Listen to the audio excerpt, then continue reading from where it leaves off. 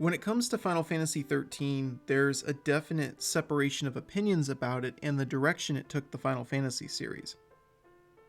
Near as I can tell from the years I've spent hearing and reading the reactions of Final Fantasy fans, there are at least 3 groups of thought on the Final Fantasy XIII trilogy. Some people really enjoy 13 and its sequels. Another set of people view the 13 saga as a serviceable Final Fantasy experience, which is just very average when compared to past entries. And lastly, a third group of people posit that the 13 saga was possibly the worst thing to happen to the Final Fantasy series, and they were probably genuinely thrilled when the Lightning Saga ended, as it could be seen as nothing more than a stain on the franchise's legacy. Unfortunately, due to the game's controversial nature, its protagonist Lightning often gets a lot of flack, being overlooked and thrown under the bus like much of those games. I personally feel this dismissal of her character is not quite fair, as her story arc is really anything but generic. So let's take a step back and enjoy a trip down memory lane as we dive into one of the more polarizing Final Fantasy main characters. For some reason, Lightning reminds me of Clint Eastwood's character Josie Wales from the legendary western The Outlaw Josie Wales. This distinction might sound odd at first, but when you take into account the comparisons between the two, such as both characters having a seemingly rough and dreary exterior persona, then over time they start showing their emotions and sharing connections with others amid an arduous journey, I think it's fair to say that Lightning could find similarities with the famous Western anti-hero. To get into this point further, the main thing which endeared me to this story was actually watching Lightning become a maternal sister figure for Hope. I know, some people really don't like Hope, but what can I say? I'm a sucker for bonding stories. To me, Final Fantasy XIII works largely due to the nature of Lightning's character. As a matter of fact, if you think about it, Lightning herself is sort of a metaphor for Final Fantasy XIII itself. She starts out cold, distant, and rough around the edges. She's somewhat confusing at first, not unlike the pacing of the game itself. 13 starts at a snail's pace and really doesn't kick into gear until nearly halfway into the game. But in all that build-up time, one can be left feeling themselves rather frustrated and confused by the narrative style of the game's design and even its delivery structure. However, after you've given it some time and moved past those rougher edges, both the game and her character start to make a little bit more sense.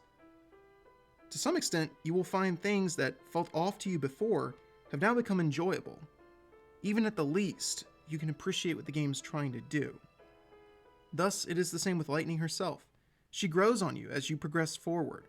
It's not always smooth sailing, and yes, parts of the story can leave something to be desired, but I genuinely enjoyed watching Lightning embrace her own humanity and learn to connect with others on an emotional level. In the scene where she gives Snow her approval of him as her sister's choice of husband, feels so far away now. Sarah says she wants to talk.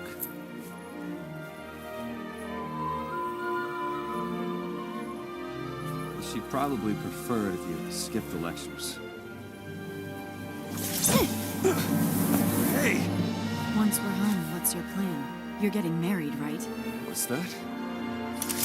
Sarah wants to know. Don't scare me like that. You are getting married, aren't you? Don't you let her down, you hear me? Don't worry. This tear will be her last.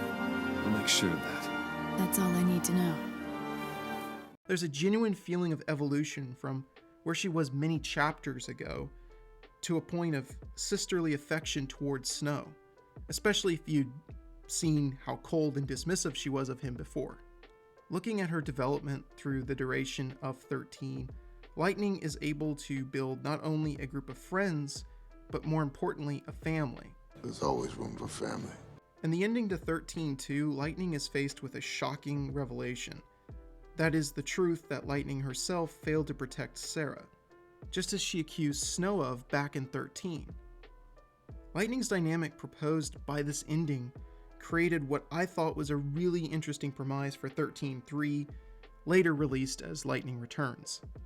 On the topic of Lightning Returns, the big thing that I have to bring up about what this game added to Lightning's development has to be the tying her into the mythology and lore associated with the world that has surrounded her journey from the ending of 13 all the way up to Lightning Returns and even beyond.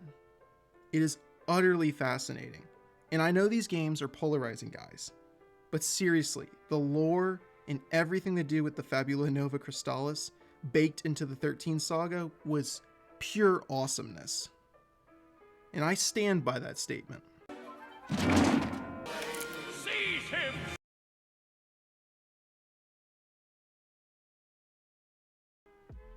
Lightning could be seen as an iconic character for the Final Fantasy series, though she is highly unlikely to beat out Cloud's popularity anytime in the next millennium. Lightning was pretty much the face of the Final Fantasy franchise for an entire console generation. And of course, any iconic character needs to have their defining look. If you were playing games on the PS3 or Xbox 360, it would be nearly impossible to picture Final Fantasy without seeing Lightning in her soldier outfit or possibly her Valhalla armor, or my personal favorite, the Equilibrium outfit from the last game. Lightning's key designs throughout the 13 games were just as cool and iconic as the man who created them, Tetsuya Nomura. Guys, please just let me fanboy for this moment.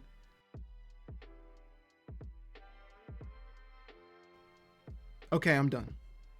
Truly though, I posit that not enough games really appreciate the importance of having an iconic design to your protagonist. To me, the fact that in spite of 13's controversial nature within the franchise, they were able to craft a protagonist to such an interesting degree is quite commendable. Looking back at the 13 saga, it's easy to understand why the game, and in some cases its cast, can be viewed in a largely negative light.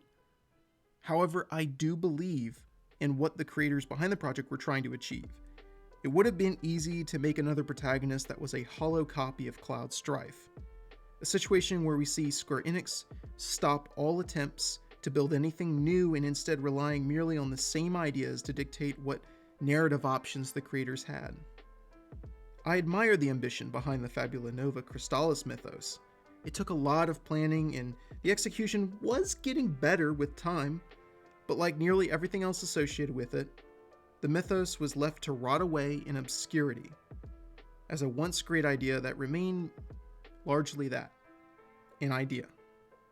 Type 0 was great, but its sequels are meant to be forgotten as far as Square Enix is concerned. And Versus 13, well, I think we all know how that turned out. The point is that for all intent and purposes, Lightning is sort of the face of the Fabula Nova Crystallis, sort of by default.